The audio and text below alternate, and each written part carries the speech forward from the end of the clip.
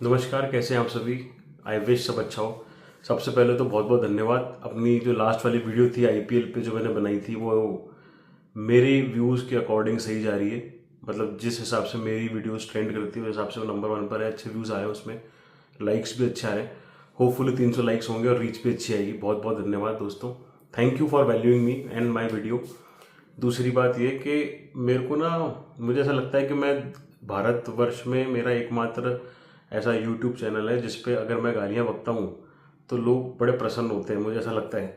कल से 3 मेरे को डीएम आ चुके हैं दोस्तों के, भाइयों के, कि भैया जब आपने ना ये कहा ना हमको वीडियो पे, अरे बहन चो तो सुधर जाओ भैया, आत्मा तृप्त हो गई भैया, आप अपनी पुरानी फॉर्म में लौट आए भैया, इतना अच्छा लगा क्या बताएं। मतलब जो मैं मैसेज देना चाह रहा हूँ उससे तो कोई मतलब नहीं है, मैं गाली बक रहा हूँ तो लोगों की आत्माएं तृप्त हो रही है। खैर ठीक है।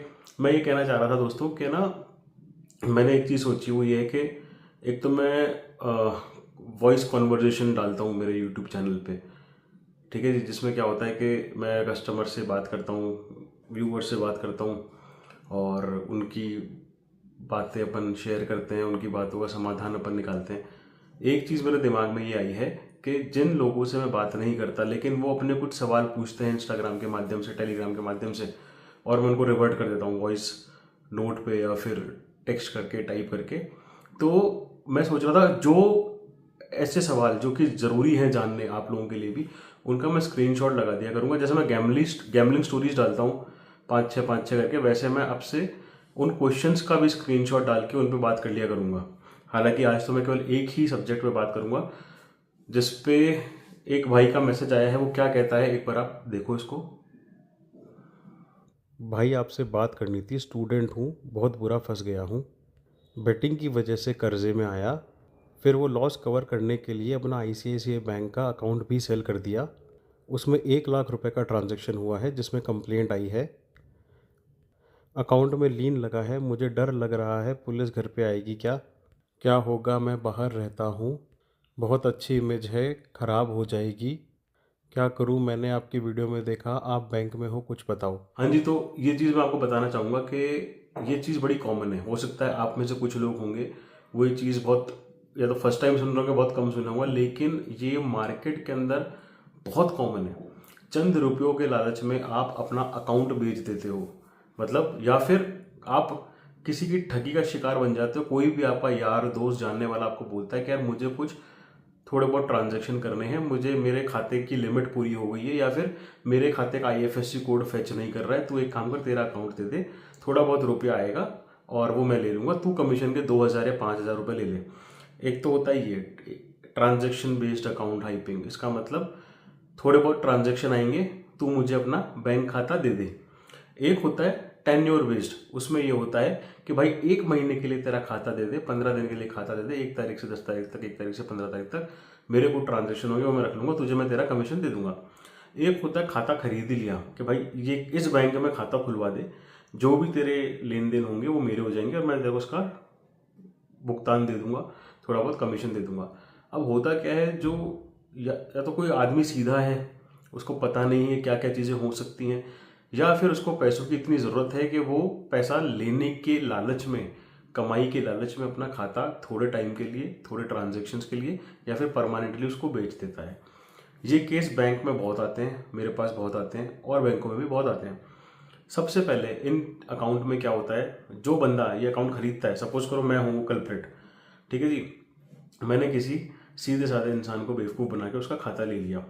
सबसे पहले मैं क्या करूँगा, उस खाते का फ़ोन नंबर चेंज करूँगा, क्योंकि खाता जो खुलेगा बाय डिफ़ॉल्ट वो पुराने वाले आदमी के फ़ोन नंबर से खुलेगा, जो उसके आधार कार्ड में दिया हुआ है, उस नंबर से ही वो खाता खुलेगा।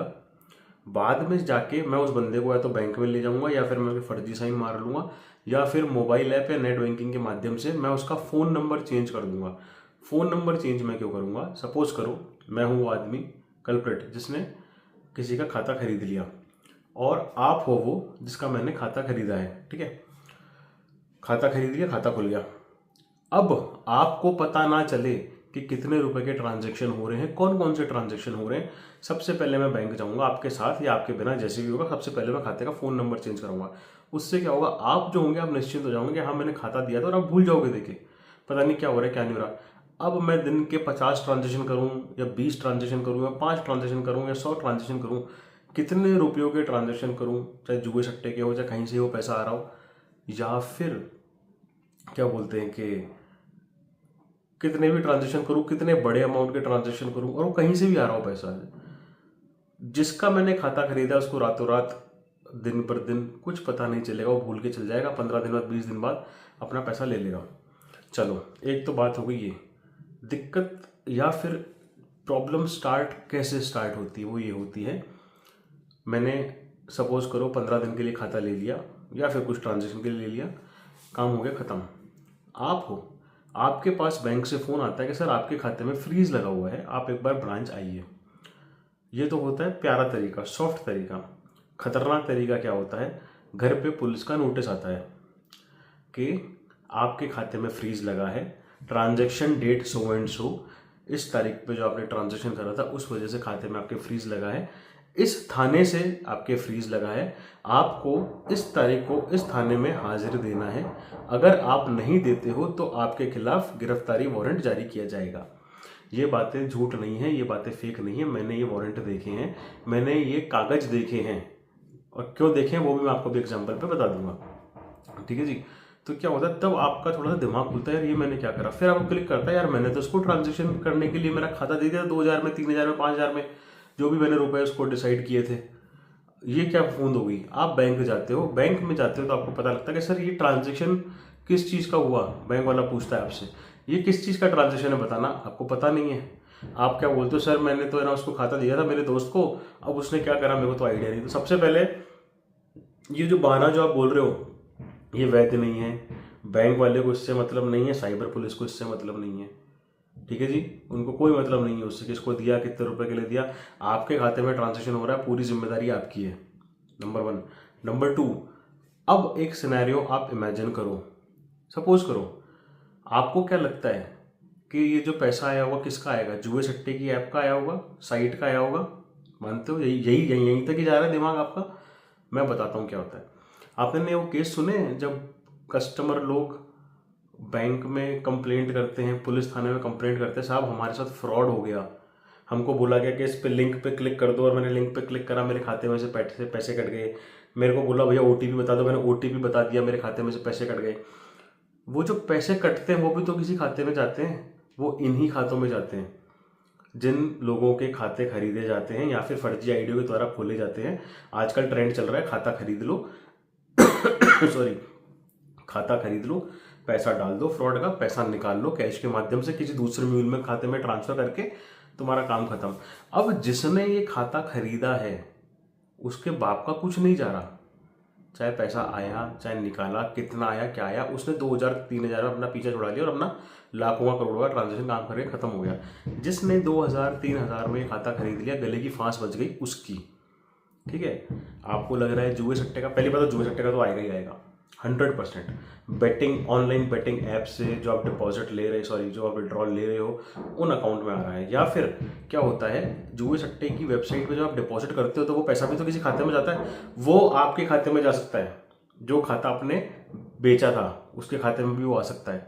ठीक है, और बाद में उसी खाते से जब विड्रॉल किया जाएगा उस ऐप के द्वारा तो आपका खाता ही यूज किया जाएगा। तो डिपॉजिट के लिए भी आपका खाता यूज में आ रहा है, विड्रॉल के लिए भी आपका खाता यूज में आ रहा है, और दोनों ही केस में साइबर लेयर 1 आने की पूरी संभावना है। जिस भाई का आज मैंने स्क्रीनशॉट पढ़ा था उसके खाते में 1 लेयर का साइबर फ्रीज लगा हुआ है। साइबर फ्रीज 1, साइबर लेयर 1 क्या होती है, वो लेयर कहलाती है जो एक इमीडिएट सोर्स ऑफ फंड वाला अकाउंट होता है विक्टिम के अकाउंट से। सपोज करो मेरे खाते से फ्रॉड हुआ, मेरे खाते से पैसा कट गया, पैसा कटते ही जिसके खाते में जाएगा वो लेयर 1 कहलाती है। तो उस बंदे के लेयर 1 आई है, मतलब उसका खाता डायरेक्ट यूज किया गया है किसके लिए, या तो जुए सट्टे के ऑनलाइन डिपॉजिट या विड्रॉल के लिए, या फिर किसके लिए, उनके लिए जो फ्रॉड का पैसा कस्टमर के खाते से कट के किसी खाते में जाता है उसके लिए। ये 2 चीजें होती बड़ी। लेकिन अब आप सुनो, कहानी यहीं नहीं रुकती है। अब मैं आपकी फाड़ता हूँ गांड अच्छे से। सपोज करो तुमने खाता बेच दिया, तुम्हारा खाता यूज कर रहा है कोई। एक सिनेरियो आप सपोज करो, भगवान ना करे देश में कहीं पे भी बॉम्ब ब्लास्ट होता है, लाखों लोग घायल होते हैं, हजारों लोग घायल होते हैं, कुछ 100 लोग घायल होते हैं, कुछ चंद लोग मरते हैं, कितने भी कुछ भी कैजुअलिटी होती है, कैजुअलिटी नहीं भी होती, नेशनल ट्रेजर को नुकसान होता है, लोग घायल होते हैं। कैजुअलिटी तो मैं वर्स्ट केस सिनेरियो बता रहा हूँ। पुलिस, एनआईए जांच करेगी उस चीज़ की, टास्क फोर्स जांच करेगी उन चीज़ की, लोग देर सवेर पकड़ में आएंगे, उनके खाते पकड़ में आएंगे, खाते उनके सीज किए जाएंगे, खातों पे जांच हुई जाएगी। आप सपोज करो आपने जो खाता बेचा है कुछ रुपयों के लिए, आपका फ़ोन नंबर चेंज हो चुका है, आपको पता नहीं चल रहा है क्या ट्रांजेक्शन हो रहे हैं उसमें। अगर टेररिज्म एक्टिविटी के लिए अगर आपका खाता सोर्स किया गया है, फिर आपके खाते से वो पैसा रूट होके किसी आतंकवादी गतिविधियों का एक स्रोत बना है, आतंकवादी गतिविधियों को इम्प्लीमेंट करने के लिए आपका खाता किसी ना किसी तरीके से एक आधार बना है, डायरेक्ट और इनडायरेक्ट, फिर क्या होगा आप बताओ। एंटी टेररिज्म एक्ट के तहत आपको जेल होगी, आपकी नौकरी जाएगी, आपका बॉयकॉट होगा सोशली तरीके से अच्छे से। UAPA act, unlawful prevention activities act के तहत आप पे मुकदमा दायर किया जाएगा। फिर लोग ये नहीं पूछेंगे कि भैया खाता किसको दिया था, कितने रुपए में दिया था, भैया मैं तो निर्दोष हूँ। वो ये देखेंगे भाई तेरी वजह से भारत के अंदर कुछ आतंकवादी गतिविधियां हुई है, तेरा खाता कहीं ना कहीं डायरेक्ट और इनडायरेक्टली पैसा रूट हुआ है, सामान सप्लाई हुआ है, कुछ चीजें जो कि एक हिंसा बढ़ाने की वजह हुई है उसमें तेरा खाता कहीं ना कहीं तरीके से लिप्त है, तो आपको पूरा पूरा दोषी माना जाएगा। तो भाइयों मैं आपको कहना चाह रहा हूँ अब ये, अच्छा मैं आपको एक एग्जांपल देना चाह रहा था, वो मैं बताता हूँ। मैं जब मेरे पुराने बैंक में था, शायद मैंने बात लाइव में भी बोली है, मैं जब मेरे पुराने बैंक में था तो एक ओला उबर का ड्राइवर मेरी शाखा में आया था और वो नोटिस लेके आया था, पुलिस वाला नोटिस। उसने बोला, मैंने बोला क्या है ये? बोले भैया मैं यहाँ भरतपुर रहता हूँ, राजस्थान में हमारी जगह भरतपुर, मैं वहाँ का रहने वाला हूँ। मैंने मेरे दोस्त को खाते पे 5,000 रुपये पे खाता दिया था। उसने बोला कि मेरा खाता जो है यार फ्रीज हो रखा है किसी कारणवश, ट्रांजेक्शन लिमिट पूरी हो चुकी है, मुझे कुछ पैसे निकलवाने हैं, तू ले ले यार, मेरे जीजा जी पैसे भेजेंगे करेंगे, 20-1 लाख रुपए भेजेंगे, तू एक काम कर 5,000 रुपये ले ले तेरा कटका। वो खुश हो गया, वो गरीब आदमी, वो खुश हो गया कि यार चलो ठीक है पैसे मिल जाएंगे, ठीक है।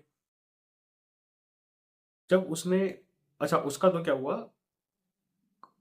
फोन नंबर भी चेंज नहीं हुआ था, लेकिन वो एक इग्नोरेंट हो गया था उस जगह। खाते के नंबर ले लिए उसने, उसने बोला भाई 7-8 ट्रांजेक्शन आएंगे 3-4 दिन के लिए, तो इग्नोर करना, टोटल जो अमाउंट आएगा वो 20 के आसपास का होगा।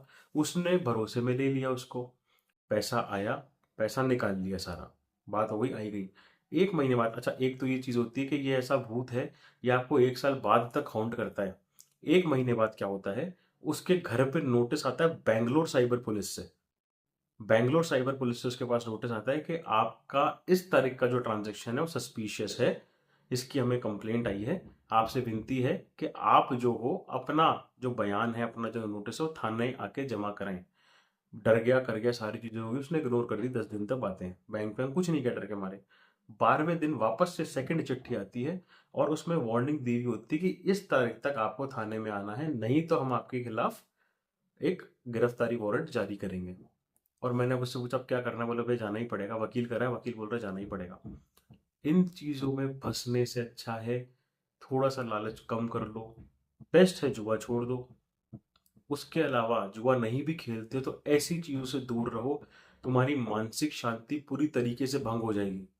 तुम कोई भी काम कर रहे हो, नौकरी कर रहे हो, तुम स्टूडेंट हो, तुम बिजनेस चला रहे हो, अगर ऐसी गतिविधियों में फंस गए, लेने के देने पड़ जाएंगे, मानसिक संतुलन खराब होगा सो अलग। प्लस अगर वो टेररिज्म वाली बात कहीं ना कहीं सच हो गई किसी की लाइफ में, लाइफ बर्बाद हो जाएगी। जीवन के जितने साल जियोगे वो एक तरफ, आने वाले जितने साल जियोगे वो एक तरफ, कोर्ट के पुलिस के चक्कर काटते रहना, जीवन भर रोते रहना, घर परिवार वाले रोएंगे वो अलग। मेरी ड्यूटी सिर्फ और सिर्फ आप लोगों को आगाह करने की है कि इनके दुष्परिणाम किस हद तक हो सकते हैं। ये दुनिया मादर चौध हो चुकी है, लोगों में कोई दयान ईमान दीन ईमान कुछ नहीं बचा है कि क्या काम अच्छा है क्या काम बुरा है। अगर किसी को धोखा दे के, किसी को हड़प के, किसी के साथ चोट करके आदमी 4 पैसे कमा रहा है तो वो उसके लिए रेडी है, आराम से करेगा वो। गैम्बलिंग स्टोरी लास्ट वाली में बताया था ना, जुए सट्टे में लॉस लग गया था तो फ्रॉडस्टर्स के साथ बिक गया था, स्कैम करने लग गया था लोगों के साथ, वैसे लोग भरे पड़े हैं आज के टाइम पे। चंद रुपयों के लिए कुछ उल्टा सीधा देश में काम भी कराना पड़े तो लोग पीछे नहीं हटेंगे। पूरा विश्वास है मुझे, इस नीचता पर आ चुके हैं लोग। सीधे घर के हो, फंस मत जाना। जुआ खेलते हो छोड़ दो, नहीं छोड़ पा रहे हो अपन एफर्ट कर रहे हैं छुड़ाएंगे। जुआ भी नहीं खेलते हो, इस ट्रैप में मत फंस जाना। जीवन खराब हो जाएगा, जीवन बर्बाद हो जाएगा, रोते रहोगे। इस भाई को क्या सॉल्यूशन दिया है वो आपको नेक्स्ट टाइम बताऊंगा। उसको मैंने बोला है कि तेरा नोटिस लेके आ मेरे पास, मुझे पीडीएफ शेयर कर, उसकी मैं देखता हूँ मैं कुछ कर सकता हूँ या नहीं कर सकता हूँ। मेरे 3-4 स्टेट में है साइबर पुलिस वाले जानकार, तो अगर कुछ निकलता है तो करते हैं भाई का पॉसिबल जो भी होगा। बाकी खुश रहो दोस्तों। वीडियो अच्छी लगी तो लाइक का बटन दबाना है, हाइप का बटन दबाना है, इसको शेयर करना है। क्योंकि मैंने जैसे आज सुबह पोस्ट डाला, ये भी बहुत इंफॉर्मेटिव वीडियो, आप इस चीज़ को इग्नोर नहीं कर सकते हो। इस वीडियो को इग्नोर नहीं कर सकते हो आप, ये बहुत इंपॉर्टेंट वीडियो है। किसी की जान बचा सकती है ये वीडियो, किसी को फंसने से बचा सकती है, किसी की लाइफ खराब होने से बचा सकती है। थोड़ा सा आलस छोड़ो मेरे लिए, 10-15 जनों को, जितनों को भी शेयर कर सकते हो शेयर करो। आपको लगता है कि इसको भेजने से ये वीडियो सही जगह जा रही है, या फिर इसको भेजने से ही जहां भेजेगा ये बंदा आगे, जहां भेजेगा ये सही जगह जा रही है वीडियो, तो इस वीडियो पे काम करो। 200 लाइक्स दो। बाकी खुश रहो, कल मिलता हूं मैं नई वॉइस रिकॉर्डिंग के साथ। बाय।